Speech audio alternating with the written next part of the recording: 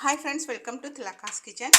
இன்றைக்கி நான் ஒரு முட்டை குழம்பு செய்ய போகிறேன். உருளைக்கிழங்கெல்லாம் போட்டு அது சிக்கன் கறி மாதிரிக்கே இருக்கும் சாப்பிட. அது எப்படி செய்யணும்னு சொல்லி காட்டுறேன். வாங்க வீடியோக்குள்ளே போவோம். இப்போ நான் தாளிக்கிறதுக்கு ஒரு 2-3 மேசக்கரண்டி அளவு ஆயில் சேர்க்குறேன். தாளிக்க தேவையான அளவு கடுகு சேர்க்குறேன்.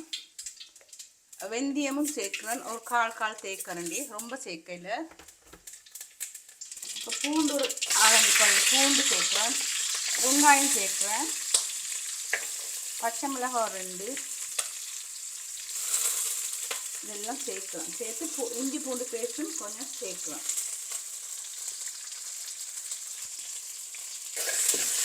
நல்லா வதங்கட்டும்.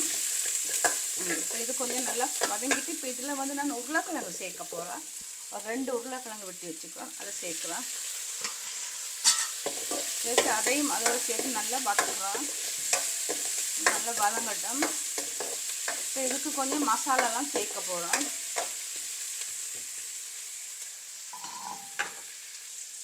மஞ்சத்தூள் சேர்த்துருக்குறோம்.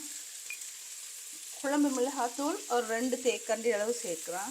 பார்த்துட்டு சேர்த்துக்கலாம். உப்பும் தேவையான அளவு சேர்க்குறோம். இதுக்கு தண்ணி, பால் அல்லது தண்ணி ஏதாவது ஒன்று சேர்க்கலாம். அந்த உருளைக்கிழங்கு அவியறதுக்கு தண்ணி, பால் அல்லது தண்ணி. இந்த உருளைக்கிழங்கு நல்லா அவியணும். அதுக்காகத்தான் இவ்வளோ தண்ணி, பால் சேர்த்துருக்குறோம். இப்போ இது கொஞ்சம் நல்லா கிழங்கு அவியட்டும். அவிஞ்ச பிறகு தான் தக்காளி பழம் சேர்க்க போகிறோம். கருவேப்பட்டை 2 பீஸ் சேர்க்குறேன். இப்போ கறி நல்லா கொதிக்குது.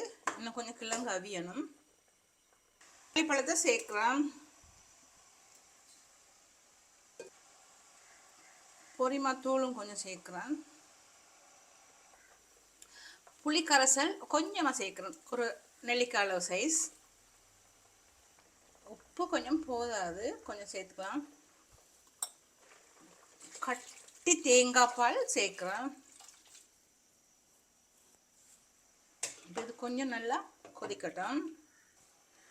இப்போ முட்டையை சேர்க்குறேன். ஒரு முட்டை, 2வது முட்டை, 3வது முட்டை, 4வது முட்டை. இப்போ இதை கரண்டி போட்டு கிண்ட மாட்டேன், அப்படியே இருக்கட்டும் 10-15 நிமிஷத்துக்கு. இப்போ எங்களோட முட்டை குழம்பு ரெடி ஆகிட்டுது. இதை நான் இறக்க போகிறேன். எங்களோட முட்டை குழம்பு ரெடி ஆகிட்டு நான் எப்படி செய்யுதுன்னு பார்த்துருப்பீங்க. பிடிச்சிருந்தா லைக் பண்ணி, ஷேர் பண்ணி, சப்ஸ்கிரைப் பண்ணுங்கள்.